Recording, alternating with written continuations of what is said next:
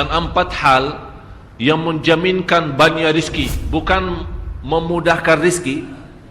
Tolong Bapak Ibu hafal, 4 hal bukan menjaminkan rizki, bukan memudahkan rizki, tidak. 4 hal mendatangkan rizki kemari. Dan 4 hal bukan Allah kasih kemudahan berarti kita berjalan mencari rizki Allah kasih, tidak.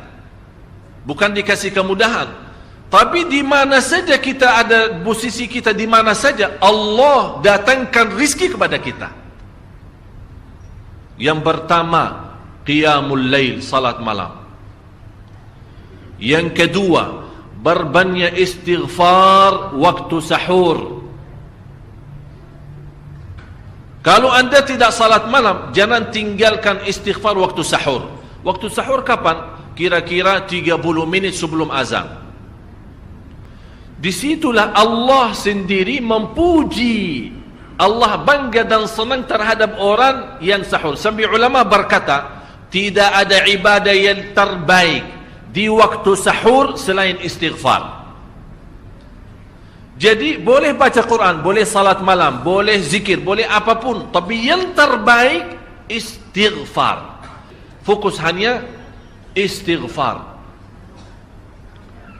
Astaghfirullah wa atubu ilaih, termasuk istighfar Allahumma anta rabbi la ilaha illa ant, yang Bapak Ibu tahu sayyidul istighfar, yang terutama, yang paling luar biasa. Allahumma anta rabbi la ilaha illa anta khalaqtani wa ana abduka wa ana ala ahdika wa wa'dika mastata'at a'udzu bika min syarri ma sana'at abu'u laka bi ni'matika alayya wa abu'u bi dhanbi faghfirli fa innahu la yaghfiru adh-dhunuba.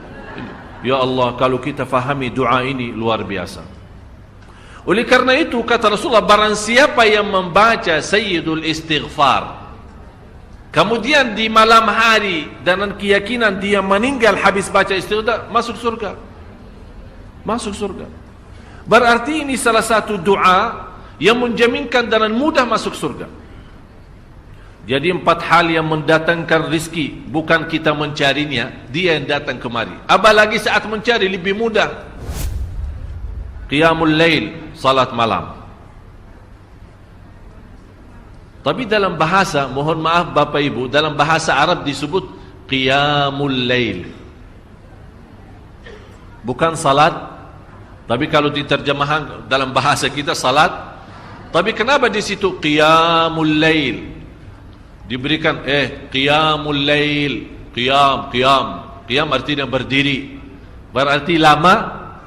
Saking lama berdiri dikaitkan jadi qiyamul lail. Qumil laila ya ayyuhal muzammil. Apa terus? Qumil lail, berdirilah saat malam. Berdirilah, bukan salatlah malam, tidak, berdirilah malam hari.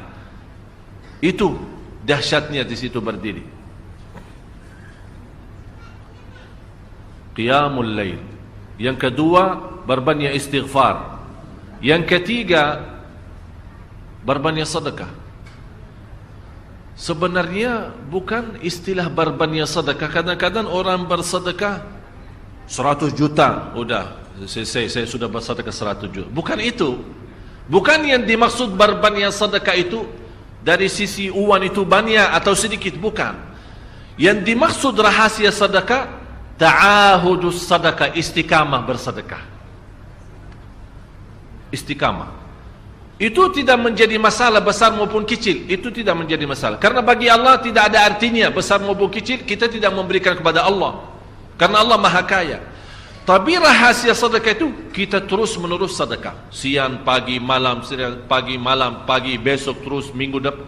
Tidak pernah berhenti. Setiap ada kesempatan selalu kita membawa sedekah. Itu namanya ta'ahudus sedekah. Ta'ahud kalau dalam bahasa sebuah janjian. Seolah-olah kita ada kontrak kerjasama antara diri dan apa? Dengan sedekah. Itu kata ta'ahud, ahad, berjanjian. Saya berjanji. Seolah-olah ada berjanjian antara kita dalam sedekah.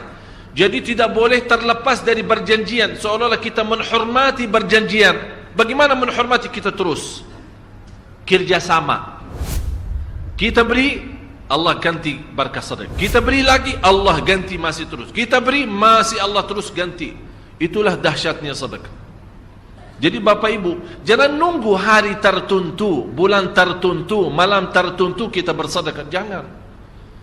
Setiap kita merasa ada berita baik, ada berita maupun ada berita buruk yang menyakiti perasaan kita, di rumah tangga kita, anak kita, suami kita, istri kita, apapun, langsung segera sedekah. Disitulah rahasianya. Ikatkan seolah-olah kita sudah membuat perjanjian antara diri dan sedekah.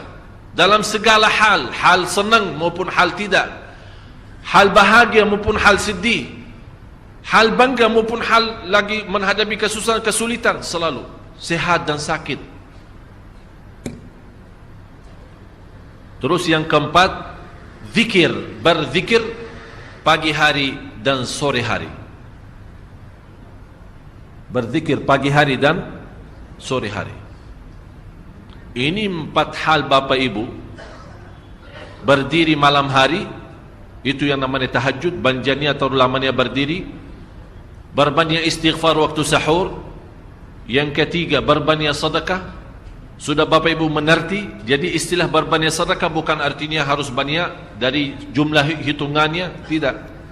Yang keempat adalah berzikir di pagi hari maupun petang hari.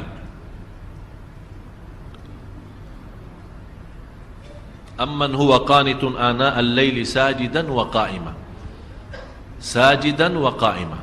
Jadi Bapak Ibu, saat kita berdiri lama, walaupun baca satu ayat, diulangi berkali-kali, walaupun baca surah pendek, tapi diulangi berkali-kali, tidak menjadi masalah. Bapak Ibu hanya hafal qulhu.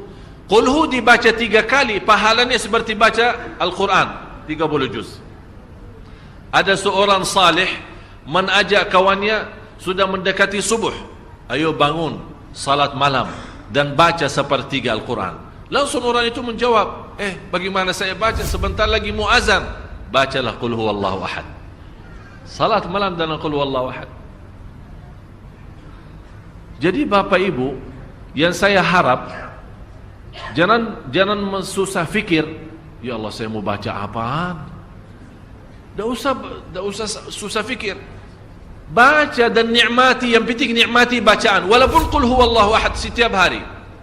Kalau kita pusing baca, Allah tidak akan pusing mendengar.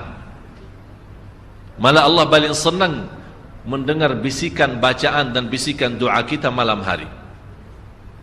Allah paling senang mendengar bisikan doa munajat kita malam hari.